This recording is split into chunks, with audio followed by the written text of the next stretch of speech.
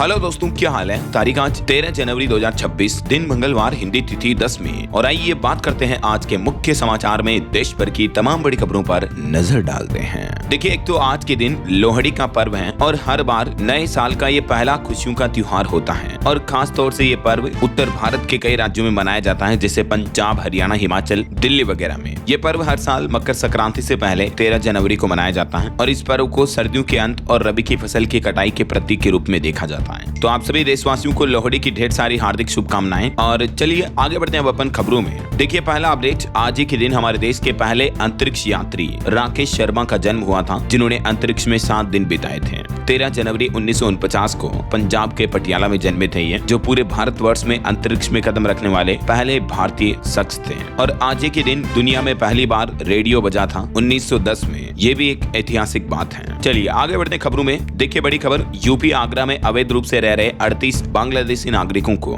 आज 13 जनवरी को वापस उनके देश भेजा जाएगा बॉर्डर से। और अगली बड़ी खबर आ रही है, डोनाल्ड ट्रंप ने बड़ी घोषणा कर दी। वो बोले कि अब मैं हूं वेनेजुएला का कार्यवाहक राष्ट्रपति। ट्रंप ने खुद नया ऐलान करते हुए सोशल मीडिया पर पोस्ट किया और उसके बाद दुनिया भर में मानो तबाही से मच गई, तूफान सा आ गया, क्योंकि ट्रंप ने खुद को वेनेजुएला का कार्यवाहक राष्ट्रपति बता दिया है। सोशल मीडिया प्लेटफॉर्म ट्रुथ पर उन्होंने खुद ये पोस्ट किया। जनवरी 2026 से ही पद संभालने का जिक्र भी किया। यूं लगता मानो वेनेजुएला पर हमला करने के बाद वहां के राष्ट्रपति को अरेस्ट करके अब ट्रंप खुद वहां के राष्ट्रपति बन चुके हैं। वहीं इधर ईरान में भी जो जंगी माहौल चल रहा दोस्तों, ईरान हिंसा की तस्वीरें देखिए। तेहरान के हॉस्पिटल के सामने लाशों का ढेर लगा हुआ है। लोग अपने परिवार वालों को तलाश रहे हैं। बीते 15 दिन में 544 लोगों की मौत हो गई। हालांकि इधर ईरान का कहना है कि हमारी सेना पर भी प्लानिंग के साथ हमले हो रहे हैं। ये प्रदर्शन नहीं बल्कि देश के खिलाफ एक आतंकी जंग है। और वहीं दोस्तों, अमेरिका में भी ईरान की खामेनेई सरकार के खिलाफ विरोध प्रदर्शन हुआ और इस प्रदर्शन के दौरान भीड़ में ट्रक घुस गया, जिसने कई लोगों को रौंद दिया। और ये जो दुनिया भर में भू राजनीतिक तनाव का माहौल चल रहा है, इस ग्लोबल संकट के बीच सोना और चांदी के भाव में तगड़ा उछाल देखने को मिला है। एक बार फिर से दोनों कीमती धातुओं की प्राइस ऑल टाइम हाई पर पहुंच चुकी है। देखिए, सोना चांदी में एक ही दिन में ऐतिहासिक उछाल देखने को मिला। चांदी का भाव नए ऑल टाइम हाई पर पहुंचा 2,65,000 रुपए प्रति किलो, जबकि सोना भी 1,44,000 रुपए प्रति किलो के पार पहुंच गया। हालांकि डे एंड की क्लोजिंग के दौरान भी सोना 3,327 रुपए बढ़कर 1,40,000 रुपए प्रति 10 ग्राम के हाई पर बंद हुआ, जबकि चांदी की कीमत एक ही दिन में 14,000 रुपए बढ़ी और पहली बार चांदी का भाव 2,57,000 रुपए प्रति किलो पहुंच चुका है। बाकी अलग अलग कैरेट के हिसाब से गोल्ड का प्राइस आप देख सकते हैं स्क्रीन पर। 24 कैरेट का प्राइस अभी 1,49,000 रुपए के पार चल रहा है। चलिए अगली खबर देखिए, हमारे देश में महंगाई पर एक रिपोर्ट सामने आ रही है कि महंगाई में कुछ बढ़ोतरी देखने को मिली है। बीते महीने दिसंबर में रिटेल महंगाई दर 1.33% पर रही है, जो कि लगातार चौथे महीने आरबीआई के दायरे से नीचे रही है। ये रिटेल इन्फ्लेशन रेट है, यानी खुदरा मुद्रास्फीति दर है। खाद्य महंगाई दर लगातार 7वें महीने नकारात्मक जोन में रही आरबीआई डेटा के अकॉर्डिंग। तो हालांकि रिपोर्ट्स में बताया जा रहा है कि सब्जियों, दालों वगैरह कुछ खाने पीने की चीजों में कीमतों में बढ़ोतरी के चलते दिसंबर में महंगाई बढ़ी है, जो कि बीते 3 महीनों में तो सबसे ज्यादा रही, क्योंकि दिसंबर से जस्ट पहले नवंबर में ये 0.71% पर थी, जो दिसंबर में 1.33% पर पहुंच चुकी है ना। चलिए अगला अपडेट देखिए, भारत से जरूरी कोई भी देश नहीं है, आज ही होगी ट्रेड डील पर बातचीत। खुद अमेरिका की तरफ से ये बयान देखने को मिला है और अगले साल तो डोनाल्ड ट्रंप भी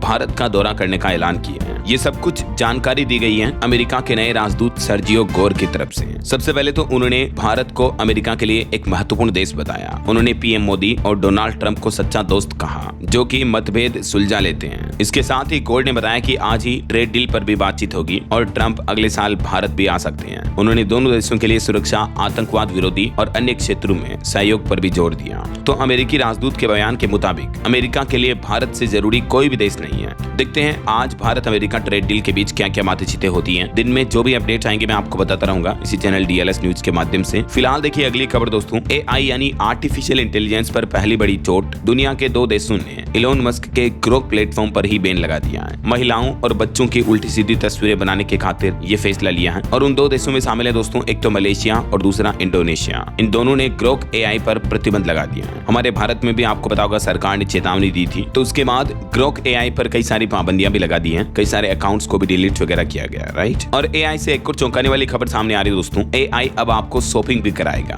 गूगल के जेमिनाई में बाय बटन मिलेगा, बिना वेबसाइट खोले ही पेमेंट कर पाएंगे। डिलीवरी और सर्विस की जिम्मेदारी रिटेलर की होगी। दिनों दिन आपको पता होगा एक से बढ़कर एक नए एआई फीचर्स और टूल्स हमें देखने को मिल रहे हैं हैं। इस बीच गूगल के जेमिनाई की तरफ से ये लेटेस्ट अपडेट जारी किया है, यानी जल्द ही जेमिनाई की मदद से आप ऑनलाइन शॉपिंग भी कर पाएंगे डायरेक्टली।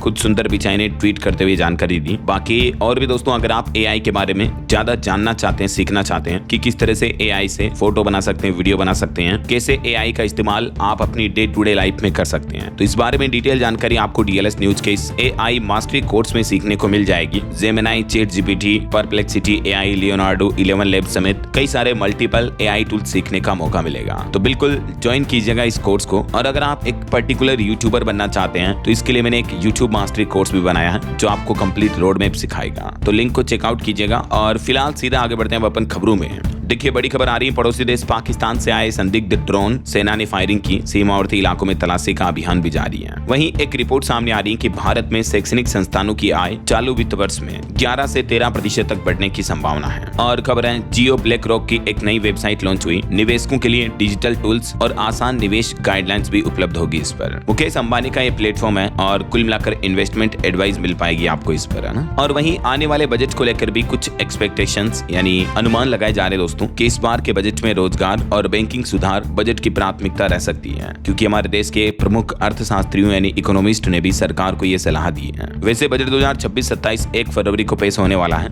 और इतिहास में पहली बार संडे को बजट पेश होगा, क्योंकि इस बार 1 फरवरी को रविवार मिल रहा है और हर साल आपको पता होगा हमारे देश में 1 फरवरी को ही बजट पेश किया जाता है। तो इस बार भी यूनियन बजट सरकार 1 फरवरी को ही पेश करेगी और पहली बार रविवार के दिन बजट पेश होगा। वित्त मंत्री निर्मला सीतारमण का ये टोटल 9वां बजट होगा। लोकसभा अध्यक्ष और राष्ट्रपति की तरफ से भी इस बजट की प्लानिंग को लेकर मंजूरी मिल चुकी है। बाकी और भी अगर आप जानना चाहते हो कि इस बार के बजट में क्या 10 बड़ी संभावित घोषणाएं कर सकती है सरकार, तो इसको लेकर दोस्तों मैंने कल दिन में डीएलएस न्यूज चैनल पर एक अलग से वीडियो डाला था, तो आप ये वीडियो देख लीजिएगा, ठीक है ना। चलिए फिलहाल देखिए अगली खबर। ईपीएफओ में जल्दी अब आप बिना फॉर्म के भी यूपीआई से निकाल सकेंगे अपनी पीएफ का पैसा। ईपीएफओ के नए नियम से लाखों कर्मचारियों को सीधा फायदा मिलेगा। ईपीएफओ की तरफ से पीएफ पैसों के निकासी में यह बड़ा बदलाव किया गया है। अब सीधे यूपीआई विड्रॉल की फैसिलिटी मिलने वाली है जल्दी आपको। तो इससे पेपर झंझट खत्म होगा, पारदर्शिता बढ़ेगी और सुरक्षा और सुनिश्चित होगी, है ना। चलिए बड़ी खबर देखिए दोस्तों। पश्चिम बंगाल का ये मामला है। एक बीएलओ फंदे पर लटका हुआ मिला। परिवार ने एसआईआर को लेकर दबाव का आरोप भी लगाया। इस बीच चुनावी माहौल के मद्देनजर सुप्रीम कोर्ट ने भी केंद्र सरकार को नोटिस जारी किया। चुनाव आयुक्तों को आजीवन सुरक्षा और नियुक्ति प्रक्रिया पर कानूनी जंग छिड़ चुकी है। तो चुनाव आयुक्तों की सेवाओं को लेकर सुप्रीम कोर्ट में सवाल उठाए गए और एक दायर याचिका में कहा गया कि लाइफ टाइम सुरक्षा देना सरकार की जिम्मेदारी है। तो इस मुद्दे पर अब सुप्रीम कोर्ट ने केंद्र सरकार को भी नोटिस जारी किया और जवाब मांगा कि असल हकीकत क्या है। चुनाव आयुक्तों को कानूनी इम्यूनिटी, इस मुद्दे पर सुप्रीम कोर्ट के सीजेआई बोले कि हम इसकी जांच करना चाहेंगे। याचिका में दावा किया जा रहा कि ऐसी इम्यूनिटी जजों को भी नहीं मिलती है। तो देखते हैं सुप्रीम कोर्ट में केंद्र सरकार की तरफ से क्या जवाब पेश किया जाता है। आगे जो भी अपडेट आएंगे मैं आपको बता दूंगा। फिलहाल देखिए अगली खबर। 12 अरब डॉलर का हुआ भारतीय प्रकाशन उद्योग। एआई और 3T फॉर्मूले पर टिकी है अब भविष्य की नजर। 3T का मतलब ट्रांसलेट, ट्रांसफॉर्म और ट्रांसफर। और वही खबर देखिए दोस्तों, अभी भारत में आए हुए हैं जर्मन चांसलर। इस दरमियान भारत जर्मनी के बीच कई मुद्दों को लेकर बातचीत करेंगे चांसलर मेर्ज और मोदी।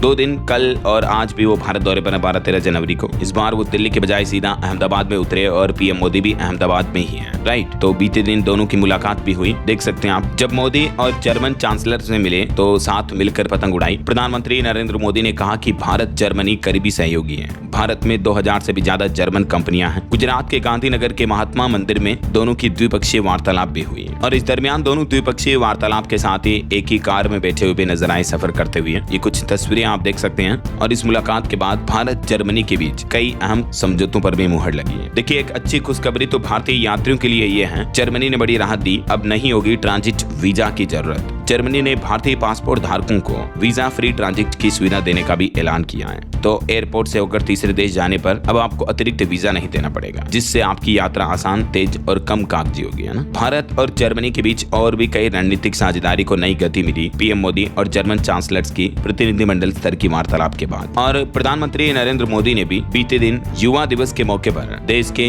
यंग लीडर समिट में संबोधन देते हुए बोले कि देश के युवा रिस्क लेने से न डरें, सरकार आपके साथ है। विकसित भारत यंग लीडर्स डायलॉग में प्रधानमंत्री ने कहा कि युवा पौराणिक कथाओं पर गेम तैयार करें चलिए अगली खबर देखिए दोस्तों, एक यूट्यूबर ब्लॉगर ने दावा किया कि राहुल गांधी से उनकी मुलाकात वियतनाम में हुई, फ्लाइट में भी साथ में थे, वो फोटो वीडियो भी पोस्ट किए। तो भाजपा बोली कि राहुल लीडर ऑफ पर्यटन है। ट्रेवल ब्लॉगर दक्ष ने यह दावा किया है। और बड़ी खबर देखिए, राजीव रंजन सिंह भी इजराइल का दौरा करने जा रहे हैं, जिससे भारत इजराइल के बीच मत्स्य पालन सहयोग को मिलेगी नई दिशा। ये केंद्रीय मत्स्य पालन, पशुपालन और डेयरी मंत्री हैं, जो 13 से 15 जनवरी तक यानी आज से 3 दिन इजराइल की आधिकारिक यात्रा पर रहेंगे। और खबर देखिए दोस्तों, उत्तर प्रदेश के इस जिले में 50,000 खाते खोलेगा डाक विभाग। कर्मचारी गाँव-गाँव जाकर ये काम करेंगे। यूपी के हरदोई में 24 जनवरी तक बचत बैंक अभियान शुरू किया गया है, ये इंडिया पोस्ट की तरफ से, और इसका मकसद है 50,000 नए खाते खोलना। चलिए अगला अपडेट देखिए दोस्तों, बीते दिन एक दुख भरी खबर देखने को मिली हमें। भारतीय अंतरिक्ष एजेंसी इसरो का PSLV C62 रॉकेट रास्ते से भटक गया और ये 2026 का पहला अंतरिक्ष मिशन फेल हो गया।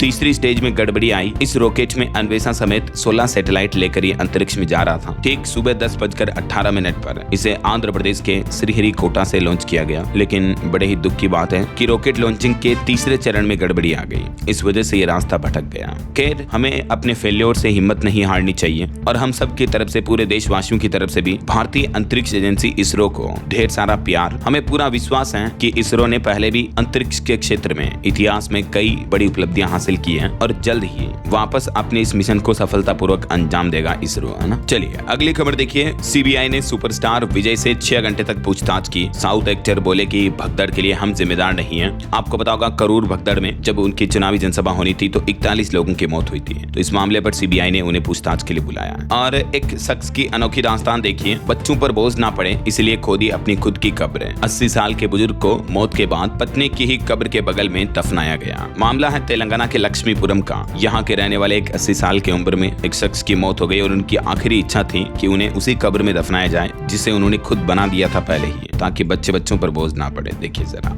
और वहीं खबर आ रही है, महाराष्ट्र में एक बार फिर से भाषा विवाद के मुद्दे पर राजनीतिक बयानबाजी देखने को मिल रही है। राज ठाकरे बोले कि यूपी बिहार वाले महाराष्ट्र में हिंदी न थोपे वरना लात मारूंगा। मुंबई गुजरात को नहीं मिला, इससे कुछ ताकतें अब भी नाराज हैं। वहीं इधर राजस्थान में सिनेमा जगत के दिग्गज कवि गीतकार जावेद अख्तर भी बोले कि हिंदू और उर्दू खड़ी बोली की बेटियां हैं। भाषा का संबंध किसी धर्म से नहीं है, क्षेत्र और समाज से होता है। बहुत ही अच्छी बात कही है इन्होंने वाकई में, वरना आजकल तो भाषा के नाम पर कितनी गंदी पॉलिटिक्स होने लगी है, आप सबको तो पता ही होगा, है ना। और महाराष्ट्र के एक क्षेत्र की अनोखी पहल देखिए, लोन में बकरी देता है महाराष्ट्र के जलगांव का ये बैंक, और इस बैंक का नाम भी गोट बैंक ही है। डिपॉजिट में मेमना लौटाना पड़ता है। अब तक 300 से ज्यादा महिलाओं को आत्मनिर्भर बनाया इस बैंक ने। महाराष्ट्र के जलगांव का ये मामला है। लिटरली यहाँ पर गोट बैंक के नाम से बैंक चलाया जा रहा है। और खबर देखिए दोस्तों, बीते दिन हिमाचल प्रदेश में एक बड़ा हादसा हो गया। हिमाचल के सोलन में भीषण आग लगी, जिसमें एक तो बच्चा जिंदा जल गया, 9 लोग अभी भी लापता बताए जा रहे हैं। क्षत विक्षत हालत में मिल रहे हैं बॉडी पार्ट्स भी। 8 मकान जलकर राख हो गए। हिमाचल के सोलन जिले के अर्की बाजार इलाके में भीषण आग लगी। मरने वालों की संख्या और भी बढ़ सकती है, क्योंकि 9 लोग तो गायब बताए जा रहे हैं। और मध्य प्रदेश के इंदौर में जो गंदे पानी का मामला देखने को मिला, उसमें मरने वालों का सिलसिला भी रुकने का नाम नहीं ले रहा है। अब 23वें शख्स की मौत हो गई। इंदौर में टोटल 23 जाने तो जा चुकी हैं और ICU में भर्ती मरीजों की संख्या भी बढ़कर 13 हो गई है। कई दिनों से अभी भी 3 मरीज वेंटिलेटर पर भर्ती हैं। तो कहने का मतलब ये है कि मरने वालों का आंकड़ा और बढ़ सकता है। देखिए प्रशासन की गंभीर लापरवाही कितने लोगों की जाने लेगी आखिर। बहरहाल अभी तो अपन कुछ और महत्वपूर्ण और काम की खबरें देखेंगे दोस्तों, लेकिन फिलहाल वक्त तो चला है आज के ताजा मौसम समाचार जानने का। और हाँ, एक छोटी सी रिक्वेस्ट आपसे ये है कि DLS न्यूज चैनल से अभी तक भी आप जुड़े नहीं हो तो जुड़ जाइए। चैनल को सब्सक्राइब करके बेल आइकन जरूर दबा दीजिएगा और इस वीडियो पर एक लाइक और शेयर भी कर देना, ताकि आपको रोजाना की ताजा खबरें, महत्वपूर्ण मुख्य समाचार, काम के न्यूज अपडेट सबसे पहले आपके मोबाइल पर मिलते रहेंगे। ओके, और चलिए बिना टाइम वेस्ट किए सीधा आगे बढ़ते मौसम अपडेट में। देखिए राजस्थान के कुछ जिलों में -2 डिग्री पारा चल रहा, तो उत्तराखंड में -16 डिग्री। MP UP यानी मध्य प्रदेश उत्तर प्रदेश में भी घना कोहरा छाया हुआ है। बिहार में भी कोल्ड डे का अलर्ट है। राजधानी दिल्ली में ठंड का 13 साल का रिकॉर्ड टूट चुका है। कुछ अलग अलग राज्यों के मौसम की विस्तृत जानकारी देखिए आप। मध्य प्रदेश में तो दतिया सबसे ठंडा इलाका चल रहा है, जिसका तापमान 5.5 डिग्री के लगभग चल रहा है। बाकी कई जिलों में घना कोहरा छाया हुआ है, इस वजह से कई ट्रेनें भी लेट हुई। और उत्तर प्रदेश में देखिए भीषण ठंड का प्रकोप, लिटरली कोल्ड की वजह से 2 लोगों की मौत हो गई। पारा 3-3.5 डिग्री तक चल रहा है कई जिलों में। 8वीं तक के स्कूल भी बंद है। 6 शहरों में 50 ट्रेनें भी लेट हुई। बर्फीली हवाओं से लोग कांपने लगे हैं। उत्तर प्रदेश में मानो ठंड का रेड अलार्म बज चुका है। अगले 24 घंटों में और लुढ़केगा तापमान। लखनऊ, नोएडा समेत कई जिलों में IMD यानी भारतीय मौसम विज्ञान विभाग ने डराने वाली चेतावनी जारी की है। शीतलहर की वजह से ठंड और बढ़ सकती है। ऐसा राजस्थान की भी ये तस्वीरें देखिए, कुछ जिलों में तो तापमान -2 डिग्री चल रहा है, बर्तनों में रखा पानी भी जमने लगा है। जयपुर में सर्दी से एक व्यक्ति की मौत हो गई और राजस्थान के 11 जिलों में स्कूलों की छुट्टियां भी बढ़ाई गई। बिहार के मुजफ्फरपुर में देखिए बड़ी सड़क दुर्घटना हो गई, कोहरे के चलते 2 ट्रक भिड़े। आज भी पूरे प्रदेश में कोल्ड डे का अलर्ट है। पंजाब में भी अगले 24 घंटे घना कोहरा छाया रहेगा। अमृतसर बठिंडा में शीतलहर चलेगी। जालंधर में ट्रक पिकअप की टक्कर हुई, एक शख्स की मौत भी हो गई। और पहाड़ी राज्यों की बात करें दोस्तों तो उत्तराखंड में देखिए जड़ने से गिरते ही पानी बर्फ बन रहा है, इतनी ठंड की स्थितियां चल रही हैं। स्कूलों का टाइम भी बदला गया। हरिद्वार और उधम सिंह नगर में कोल्ड डे का अलर्ट है और 5 दिन बाद उत्तराखंड में बर्फबारी की भी चेतावनी है। कुछ ऐसी स्थितियां हिमाचल प्रदेश में भी चल रही है। हिमाचल में भी 16 जनवरी से बर्फबारी फिर से शुरू होगी। वेस्टर्न डिस्टर्बेंस एक्टिव होगा। शिमला के तापमान में 5.5 डिग्री तक का उछाल भी देखने को मिला। हरियाणा में भी देखिए दोस्तों करनाल में धुंध में एक कार तालाब में गिरे एक शख्स की मौत हो गई। कई जिलों में तगड़ा कोहरा वगैरह छाया हुआ है। छत्तीसगढ़ में भी कड़ाके की ठंड का माहौल है। स्कूलों का समय वगैरह बदला गया। इस बीच अगले 2 दिन 13-14 जनवरी को हमारे देश में मौसम की स्थितियां क्या रह सकती हैं, जिसकी जानकारी आप देख सकते हैं स्क्रीन पर। भारत के इन राज्यों में कोहरा व शीतलहर का अलर्ट रहेगा और बाकी दक्षिण भारत में तमिलनाडु, पुडुचेरी वगैरह में बारिश की भी संभावना है ना। ओके, और चलिए मौसम के बाद आगे बढ़ते खबरों में कुछ मार्केट अपडेट्स पर नजर डाल लेते हैं दोस्तों। देखिए बीते दिन भारतीय शेयर बाजार में आखिरकार रुकावट पर विराम लगा और सेंसेक्स में 302 अंकों की तेजी देखने को मिली। निफ्टी भी 107 अंक की बढ़त में रहा। कुछ कंपनियों के अपडेट्स देखिए। HCL टेक का मुनाफा 11% घटकर 4000 करोड़ रुपए रहा। 12 रुपए प्रति शेयर डिविडेंड भी देगी कंपनी। TCS का मुनाफा भी 14% घटा और 10,500 करोड़ के लगभग रहा। सरकारी कंपनी PFC की NCD में लगभग 7.30% तक सालाना ब्याज मिलेगा आपको। निवेशकों के लिए खबर है 5000 करोड़ जुटाने की तैयारी में है कंपनी। 16 जनवरी से ही इसका इश्यू खुलने जा रहा है। और वहीं 15 जनवरी को दोस्तों महाराष्ट्र में जो BMC के चुनाव होंगे तो इन चुनावों के चलते शेयर बाजार 15 जनवरी को बंद रहेगा। महाराष्ट्र सिविक पोल्स के कारण NSE BSE पर ट्रेडिंग नहीं होगी। और निवेशकों के लिए एक और खबर है, श्री राम AMC ने लॉन्च किया नया मनी मार्केट फंड है, जहां निवेशकों को सुरक्षित और बेहतर रिटर्न मिल पाएगा। वहीं भारतीय स्टेट बैंक SBI का क्रेडिट कार्ड अगर आप यूज करते हो, डेबिट क्रेडिट कार्ड, तो SBI के तो अब नॉन SBI ATM से पैसा निकालना महंगा होगा। इस पर भारतीय स्टेट बैंक SBI ने चार्जेस बढ़ा दिए हैं। 23 रुपए प्लस GST देना पड़ेगा और सैलरी अकाउंट पर अनलिमिटेड फ्री ट्रांजैक्शन को भी खत्म कर दिया है देश के सबसे बड़े सरकारी bank state bank of India ने। ये क्या क्या चार्जेस बढ़ाए गए हैं जिसकी कुछ डिटेल जानकारी भी आप देख सकते हैं। सबसे ज्यादा असर सैलरी अकाउंट होल्डर्स के लिए बड़े बदलाव के रूप में देखने को मिलेगा ना। चलिए आगे बढ़ते हैं खबरों में। देखिए दोस्तों उत्तर प्रदेश के देवरिया का यह मामला है। मजार के बाद अब मस्जिद का चबूतरा तोड़ा, 26 पिलर गिराए। मस्जिद गिराने से पहले आखिरी नमाज भी पढ़ी गई। और वहीं खबर है चाइना ने एक बार फिर से जम्मू कश्मीर के शख्स काम घाटी को अपना बताया। कहा कि पाकिस्तान तक सड़क अपने इलाके में बना रहे हम। हालांकि भारत ने इसे अवैध कब्जा कहा था, उस पर अभी भी चाइना अपना दावा जमा रहा। देखिए जरा यार। और बड़ी खबर आ रही है, वेस्ट बंगाल के एम्स कल्याणी में संदिग्ध निपाह वायरस के 2 मामले सामने आए। इसके बाद केंद्र सरकार ने प्रतिक्रिया दल भी तैनात किया। भारत के पश्चिम बंगाल राज्य में ये निपाह के 2 केस मिले हैं और इस मुद्दे के बाद केंद्रीय स्वास्थ्य मंत्री बोले कि national joint outbreak response team बनाई गई है। एक्सपर्ट की टीम भी बंगाल भेजी गई है केंद्र सरकार के द्वारा। और बड़ी खबर देखिए, उत्तर प्रदेश के 17 लापरवाह मेडिकल अफसरों को बर्खास्त कर दिया। लखनऊ के 4 डॉक्टरों से भी जवाब तलब किया। 3 डॉक्टरों को चेतावनी भी दी। यूपी की योगी सरकार की तरफ से डिप्टी CM ने ये कार्यवाही की। और एक खबर देखिए दोस्तों, भारत चीन के युद्ध में 600 किलो सोना देने वाली महारानी का निधन हो गया। बिहार के दरभंगा महाराज ने 3 शादियां की थी, एक भी संतान नहीं थी। तो उन 3 शादियों में एक महारानी थी ये काम सुंदरी देवी, जो भी दरभंगा राजघराने की रानी थी उस वक्त। तो काफी दिनों से बीमार चल रही थी। आखिरकार 96 साल की उम्र में इन्होंने अंतिम सांस ली। अच्छी बात यह है दोस्तों कि जब 1962 में भारत चाइना वॉर हुआ था, युद्ध हुआ था दोनों देशों के बीच, तो सरकार ने मदद की गुहार लगाई थी देशवासियों से और उस वक्त दरभंगा राज सबसे पहले मदद के लिए आया। 600 किलो 6 क्विंटल सोना उस वक्त मदद के लिए दिया दरभंगा राज परिवार की तरफ से, है ना। चलिए अगला अपडेट देखिए, ऑटो इंडस्ट्री से खबर आ रही है। विनफास्ट ने भारत में 4 महीने में 1000 इलेक्ट्रिक कार बेची। टाटा, महिंद्रा और MG के बाद चौथी सबसे बड़ी EV कंपनी बन चुकी है। सितंबर में 2 मॉडल लॉन्च किए थे कंपनी ने। और खबर है दोस्तों, वॉशरूम में बेहोश हुए भारत के पूर्व उपराष्ट्रपति जगदीप धनखड़, अभी दिल्ली एम्स में उनको भर्ती कराया गया है। हम जल्द ही उनके स्वस्थ होने की कामना करते हैं। 1 सप्ताह में 2 बार वो बेहोश हो गए हैं। अब उनकी MRI और मेडिकल टेस्ट होगा। चलिए अगली खबर आ रही है, बिहार के इंजीनियरिंग कॉलेजों में AI क्रांति शुरू होने जा रही है। केंद्र सरकार खुद देगा 30 लाख रुपए तक का बजट, IIT करेंगे मेंटर।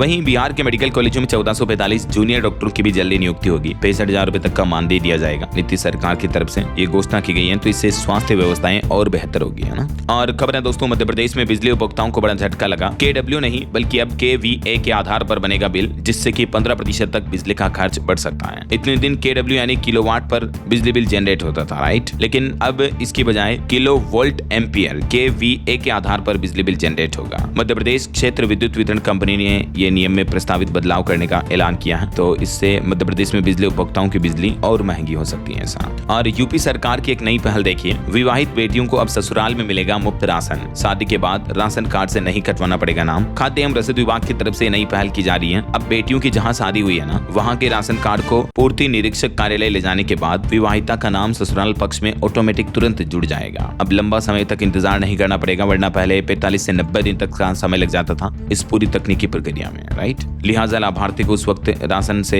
तुरंत लाभ नहीं मिल पाते थे, लेकिन अब ये तकनीकी खामी का लफड़ा नहीं रहेगा ना। और एक खबर देखिए झारखंड की है, गायब बच्चों की जानकारी देने वालों को मिलेगा 2 लाख तक का इनाम। तस्वीर के साथ झारखंड राज्य पुलिस ने एक पोस्टर भी जारी किया है। ये बच्चे काफी दिनों से गायब हैं। अगर आपको भी इनका पता लगता है तो आप 2 लाख रुपए तक का पुरस्कार ले सकते हैं। इस नंबर पर संपर्क करें। चलिए आपको सावधान करने वाली बड़ी खबर बताता हूँ। देखिए SIR सूची के नाम पर APK फाइल भेज रहे हैं साइबर ठग, जिससे क्लिक करते हैं आपका बैंक खाता खाली हो सकता है दोस्तों। तो अनजान लिंक्स पर क्लिक ना करें, साइबर ठगी से इस तरह से बचाव करें। और खबर है IPAC छापेमारी विवाद पर भी ईडी ने ममता बनर्जी पर जांच में दखल का आरोप लगाया। सुप्रीम कोर्ट में ईडी ने कहा कि हमसे वो सबूत छीनकर फाइलें ले गई। इस मामले की भी CBI जांच होनी चाहिए। वहीं सुप्रीम कोर्ट ने भी पश्चिम बंगाल में SIR को लेकर चुनाव आयोग से जवाब वगैरह मांगे हैं। और कुछ अंतर्राष्ट्रीय न्यूज अपडेट देखिए दोस्तों। पाकिस्तान के खैबर पख्तूनख्वा में जोरदार धमाका हुआ, 6 पुलिस अधिकारियों की मौत हो गई। वहीं खबर है जापान के इस कदम से उड़े चीन के भी होश। दरअसल अब समंदर में रेयर अर्थ मेटल की खोज में निकला जापान, जिससे चाइना के पसीने छूट रहे हैं। रेयर अर्थ के निर्यात पर रोक लगाकर अब ड्रैगन माथा पीट रहा है, क्योंकि दुनिया के कई देश अब इस मामले में आत्मनिर्भर बनने के लिए नित्य नए पहल, नित्य नए प्रयास कर रहे हैं। तो जल्दी चाइना की डिपेंडेंसी खत्म हो जाएगी, है ना। और खबर है अमेरिकी राष्ट्रपति डोनाल्ड ट्रंप ने अब ग्रीनलैंड की सुरक्षा व्यवस्था का भी मजाक उड़ाया। कुत्तों से खींची जाने वाली गाड़ी से उनकी तुलना की है। वहीं इधर अमेरिका में भी ईरान विरोधी रैली में एक ट्रक घुसा कई लोगों को कुचल दिया। ईरान हिंसा में अब तक तकरीबन 550 लोगों की मौतें हो चुकी हैं। तो ये ईरान का विरोध प्रदर्शन का असर अमेरिका तक दिख रहा है, देखिए जरा।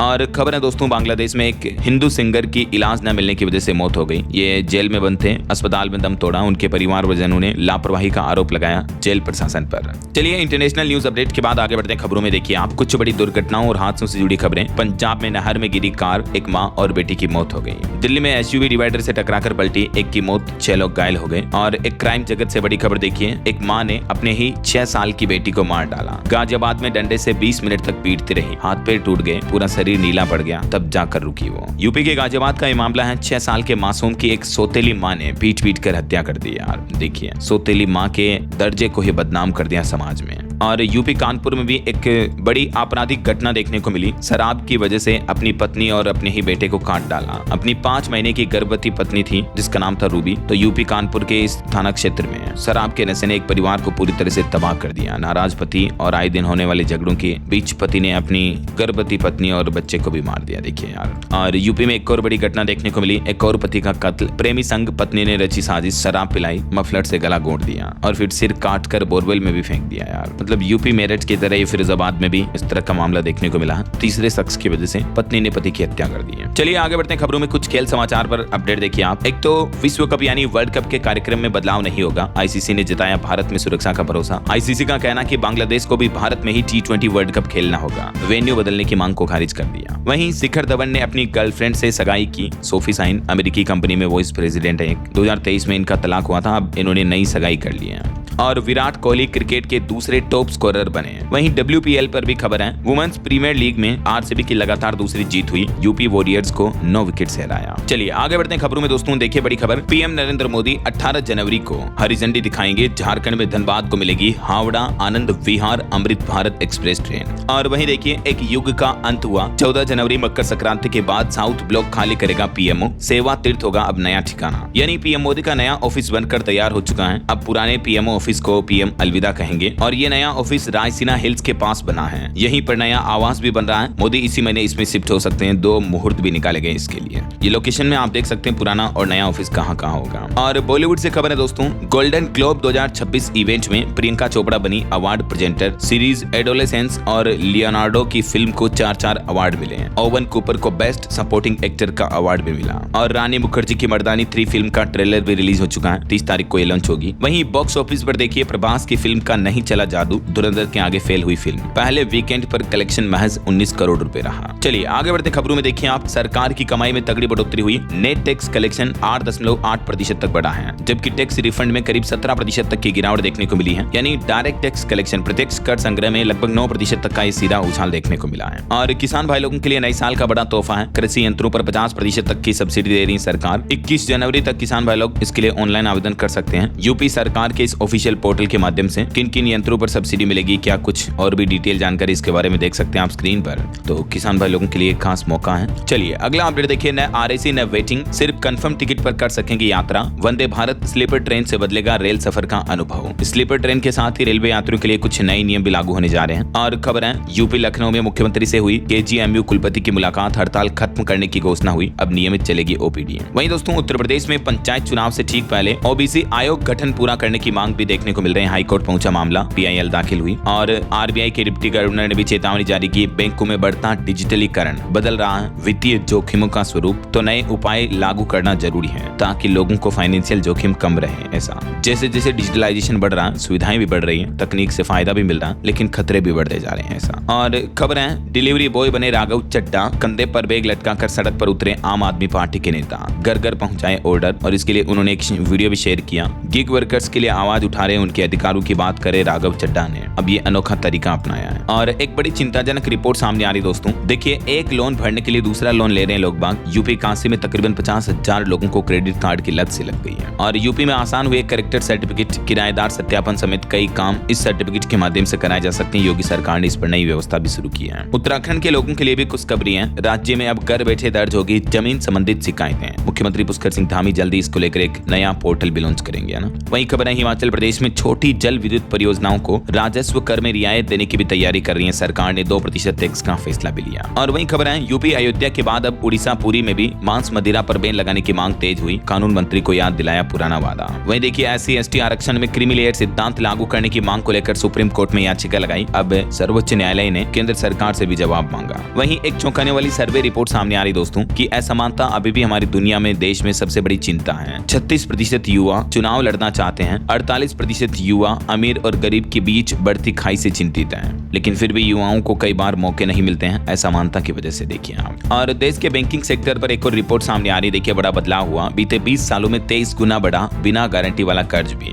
ये कुछ डेटा आप देख सकते हैं इन्फोग्राफिक्स में। और वहीं खबर है गुजरात में भारत जर्मनी औद्योगिक समागम पर एक बड़ी साझेदारी हुई। पीएम मोदी बोले कि देश में 2000 से ज्यादा जर्मन कंपनियां सक्रिय हैं। चांसलर से मुलाकात के दौरान पीएम ने कुछ ये बड़ी घोषणाएं की हैं। और खबर है राजस्थान में 1 लाख भर्तियों का कैलेंडर जारी हो चुका है। एक साल में होने वाली भर्ती के बारे में पता चलेगा। कुछ और एजुकेशनल अपडेट्स देख लेते हैं फटाफट से। देखिए आप। देश के युवाओं के लिए अच्छी खबर है। अग्निवीर वायु 2027 भर्ती के लिए पंजीकरण शुरू हो चुके हैं। मार्च में होगी परीक्षा। और वहीं देखिए कुछ सरकारी नौकरियों के अपडेट। हरियाणा में 5,500 पदों पर भर्ती निकली है। ग्रुप सी के भी 3112 पदों पर भर्ती का नोटिफिकेशन जारी हुआ। ये अलग अलग पदों पर रिक्रूटमेंट वैकेंसी वगैरह की डिटेल्स भी आप देख लीजिएगा, ठीक है ना। हरियाणा में भी ये वैकेंसी निकली हुई है। और वहीं खबर आ रही दोस्तों जेईई एडवांस के पैटर्न में भी बदलाव हो सकता है। परीक्षा में एडेप्टिव टेस्टिंग लाने पर विचार किया जा रहा है। ओके, और अंत में आज के राशिफल पर नजर डालते हैं। देखिए मेष राशि वालों को करियर में जिम्मेदारी मिलने के योग हैं। और मकर राशि वालों के करियर में अचानक बदलाव भी दिख सकते हैं। और भी कुछ अलग अलग राशियों का राशिफल आप देख सकते हैं स्क्रीन पर। और हाँ दोस्तों, आप मुझे कमेंट करके बताइए कि आप कौन से राज्य में रहते हैं, ताकि मैं आपके राज्य के समाचार भी आपके मोबाइल तक पहुंचा दूंगा। और